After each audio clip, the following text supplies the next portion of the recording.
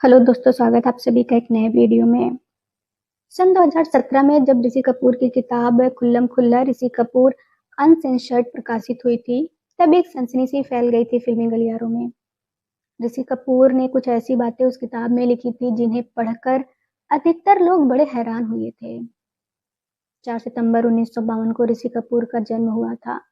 अगर ऋषि कपूर आज जीवित होते तो आज वो 73 साल के हो चुके होते। अपनी किताब में ऋषि जी ने पूरी ईमानदारी से अपने पिता राज कपूर के एक्स्ट्रा मैटेरियल अफेयर की बात स्वीकारी थी। उन्होंने लिखा था, मैं तब बहुत छोटा था जब नरगिस जी से मेरे पिता का अफेयर था। उम्र कम थी तो मुझ पर कोई फर्क नहीं पड़ा उससे। मुझे याद भी नहीं आता है कि हमारे घर में उस बात को लेकर कोई टेंशन हुई हो, लेकिन मुझे याद है हमारी माँ हम बच्चों को लेकर मरीन ड्राइव स्थित नटराज होटल में चली गई थी। उस वक्त पापा का अफेयर बैजंती माला से चल रहा था। बाद में चित्रकूट चले गए। पापा ने वहां हमारे लिए एक फ्लैट खरीदा था। माँ को मनाने के लिए पापा ने बहुत जत्न किए थे, लेकिन वो तब तक वापस नहीं लौटी जब तक कि उन्होंने अपना अफेयर खत्म नहीं कर दिया। अपनी किताब में ऋषि कपूर ने अपनी मोहब्बत का भी जिक्र किया है। उन्होंने लिखा, मेरी पहली सीरियस गर्लफ्रेंड यास्मीन नाम की एक पारसी लड़की थी। यास्मीन को मैं बॉबी फिल्म शुरू होने से पहले ही डेट कर रहा था। 1973 में जब बॉबी रिलीज हुई, तब एक मैगजीन ने डिम्पल और मेरे रोमांस की एक स्टोरी पब्लिश की, जबकि उस समय तक डिम्पल की राजेश खन्ना संग शादी हो चुकी थी। डिम्पल पर तो कोई फर्क नहीं पड़ा, लेकिन यास्मीन और मेरा रिश्ता उस स्टोरी की वजह से टूट गया। मैंने यास्मीन को मनाने की बहुत कोशिश की, लेकिन वो नहीं मानी। अपने और डिम्पल कबाड़िया के बारे में ऋषि कपूर ने लिखा था, जब मैं और यास्मीन रिलेशन में थे तब उसने मुझे एक अंगूठी दी थी। सिंपल सी अंगूठी थी वो।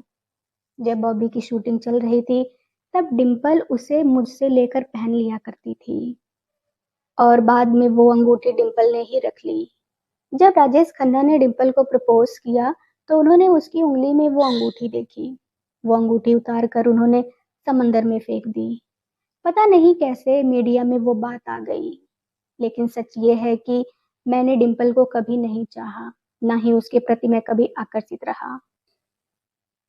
अपनी किताब में ऋषि कपूर ने अमिताभ बच्चन के बारे में भी कुछ ऐसी बातें लिखी थी जिन्हें जानकर अमिताभ बच्चन के फैंस के कान खड़े हो गए थे।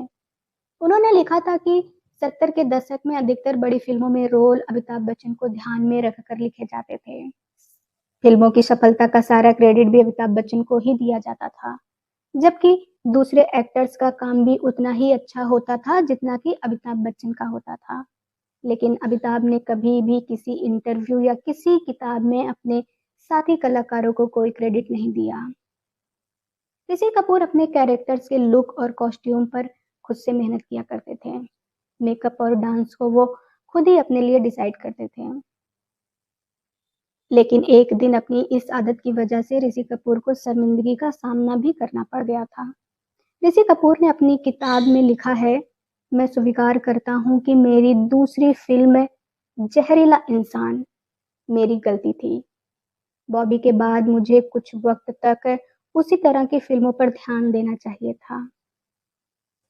डिफरेंट फिल्मों के चक्कर में नहीं पड़ना चाहिए था। जहरीला इंसान के लिए मैं बेरूत से एक काली ट्राउजर लाया था। उन दिनों मुझे अपनी कॉस्ट्यूम खुद खरीदने की आदत थी। बेरूत में एक काली चमकीली ट्राउजर मुझे पसंद आ गई। मैंने वो खरीद ली। बाद में जब ओ हसीना गाने की शूटिंग के दौरान मैंने वो ट्राउजर पहनी तो ड्रेस मैन ने मुझे बताया कि इस ट्राउजर की जिप साइड में है, सामने नहीं है। ये लेडीज ट्राउजर है। मुझे बड़ा खराब लगा था उस दिन। अपनी किताब में ऋषि कपूर ने यह भी लिखा था कि बॉबी की जबरदस्त कामयाबी के बाद उन्होंने अपनी हर फिल्म से वैसी ही कामयाबी की उम्मीद रहती थी, लेकिन उनकी अधिकतर फिल्में फ्लॉप हो गईं। उसी दौरान नीतू सिंह से उनकी शादी भी हो गई।